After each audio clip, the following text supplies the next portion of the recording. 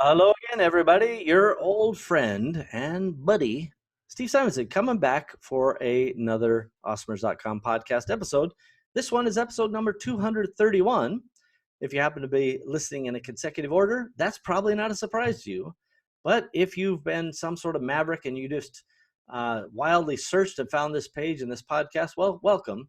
It's episode 231. You should go listen to the other 230 because you'll find some valuable tips, hints, possibly a nugget of wisdom, and who knows, maybe even a joke or two along the way. There's a couple hundred hours plus of content, all there for you, free to take. Now, if you're wanting to dive deep on this episode, go to awesomers.com/231. I had to check my notes as I do to make sure I'm right. And you'll see that we're on Axiom number 16 in Steve's Axiom Mini Series. This is a little mini series where we go through all the crazy rants that Steve likes to talk about, and then we try to put a shine on it and pretend that Steve's not in fact crazy, that Steve is full of wisdom and experience, and we're going to learn from him. See how I said it in a calm voice? Like, hey, don't worry about anything. I'm going to make everything okay. Yeah. And today, actually, that axiom is good, especially for leaders, but really anybody who finds themselves facing kind of obstacles, right? If you are dealing with adversity, you're going to find yourself going, ugh, I don't like this. And Axiom 16 is there to, it's got your back, right? Axiom 16 says, if it was easy, anyone could do it, right? So too often I find, people complaining on Facebook, in an Amazon group or a Shopify group, or, they're talking about overstock.com didn't do this, or Wayfair didn't do that, or Amazon's too hard. And, 5 years ago was easier. And then I said this, and now I say this. If it was easy, anyone could do it. So you're not actually adding value. You're not actually contributing to this experience. You are kind of irrelevant if it's easy, right? Then anyone can do it. You, in fact, are trying to do something that not everybody can do. And by the way, for all those passive income, here's my course, give me money, and then you can do it too. Intellectually, they may not be wrong. There's some of them that are complete scumbag slime balls and just scam artists. But intellectually, even the good guys will say, you know what? If you follow these steps, you can do it too. They're not wrong about that. It's the big if, right? The capital if. If you follow these steps, then you can do it. And the truth is, a lot of the people who open those courses, more than 60, 70%, never even play the first episode. Certainly, the vast majority at that level, 60, 70%, never finish it, right? And so if it was easy, anybody could do it, right? It's not easy to listen to all those courses. It's not easy to execute, assuming you listen to the course. It's not easy to get things to work in the real world, right? So the course said, oh, just find a product. And you're like, okay, how do I find a product again? And you kind of review and you go, then you start finding a product. And you're like, oh, crap, this is harder than I thought, right? Or you get past that hurdle and you go, okay, now I just need to ship it over here. And somebody goes, hey, you got a freight forwarder? And you're like, oh, what's that now, right? And then you learn the wide world of freight forwarding, right? Or air freight or whatever the case is. And then somebody goes, hey, how do you like those tariffs and duties? And you're like, oh no, something else I don't know, right? And then you're like, oh, you got to launch on Amazon, and you got to get, good positive metrics and momentum and reviews. And you're like, good Lord, is there anything that will come easy? And the answer is no. And you should be glad of that, right? That's the takeaway. If it was easy, anyone could do it. So you don't want it to be easy. Now, God bless us all. We don't want Amazon to be as stupid and as stingy as they are at times. We don't want to have all of the kind of logistical problems and the government kind of screwing the pooch and creating tax problems for us and unfair. There's plenty of things that we want to be easier. But the truth is, for all the challenges we face, all the hurdles we have to jump over, you should understand that's just a little farther of an advantage you have because you're willing to take that next hurdle, climb that next peak, cover that ground, and other people are not. I can tell you I have issued this refrain, right? Spoken these words, Axiom 16, if it was easy, anyone could do it, so many times that most of the people who've been with me, 15, 20 plus years, they're tired of hearing it, right? But it really is that it resonates in the moment when used properly, right? When they go, well, gosh, this is going to require a lot of time. This is going to require a lot of effort, or I don't know if we're going to be able to do this. It's like, if it was easy, anybody could do it. So go. You're not just anybody. You're an awesomer. You're great. You're exceptional. Go be exceptional. And remember that all the kind of normies are left behind. They're not willing to put in the work. They're not willing to run the laps. They're not willing to wax on, wax off in the same way you are. That's why, as trite as it might sound, and you may have heard this, slogan from time to time in some form or another, but it really is an axiom that I believe in.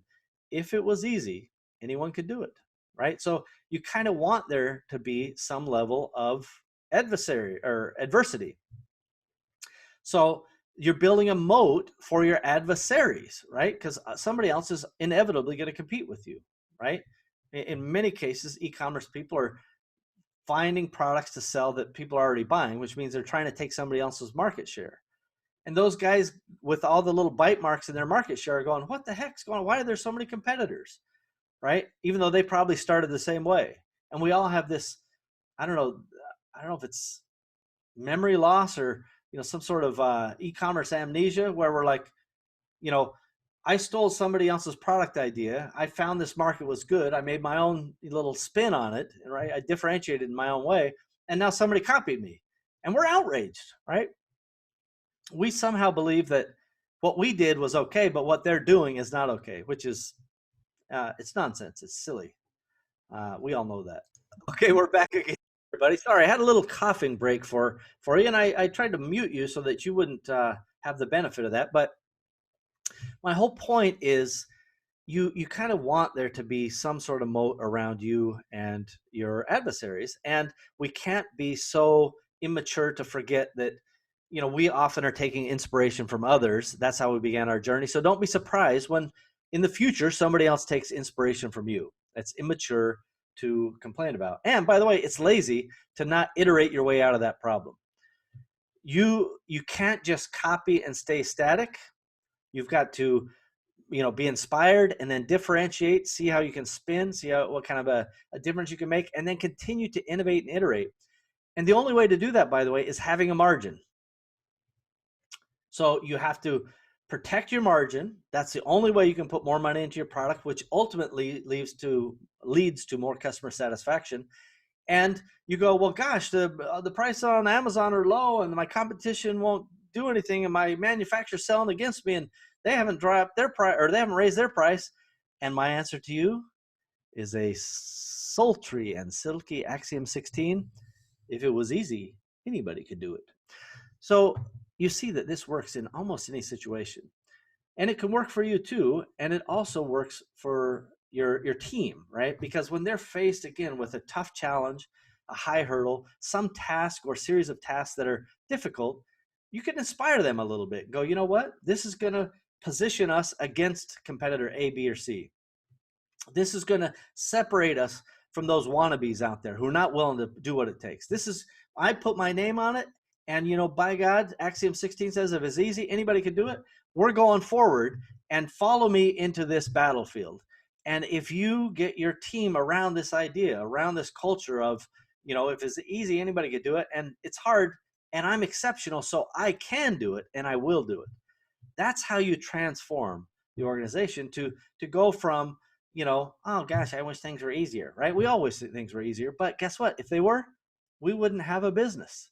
There would be nothing here for most kind of modern day e-commerce entrepreneurs because somebody else would just do it because it's easy, right?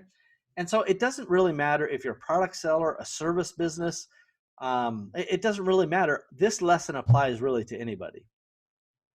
So Axiom 16 is super important, even though it seems super obvious. And I hope that you guys, take this lesson and incorporate it in your business and indeed, try to put it throughout your culture and share this with your team, right? Ultimately, you guys need to take some of these axioms. You don't necessarily need all of them, right? Because it just sounds like you read the latest book and you're rolling out these ideas, and your people will be like, oh, okay, it's another book review weekend. Okay, cool. This, as soon as this flash in the pan goes by, there'll be some new book, right? So you want to be thoughtful about how you deploy these types of things, right? What do I say? Avoid the opposite of good, right? So be thoughtful about how you do this. But you're building and you're trying to manage something to a particular goal. And in order to do that, you have to start putting in some cultural touchstones. And that's what some of these axioms could mean for you. And I certainly hope that that's what they mean for you. So again, I'll do my normal begging. Give me reviews, notifications, subscribe, share, save, etc., etc. I don't even know the words to say, but I know this. If you don't give me a review and if you don't share this, it's going to be a lot harder for us to get the word out there to other people like you who need to hear what we're saying. And gosh, right now the price is free. It may not always be. In fact, I can't give my time away free forever. Otherwise, I have to do other things, as you probably can imagine. So if you appreciate this, do me the solid of sharing it and subscribing and reviewing and all that stuff.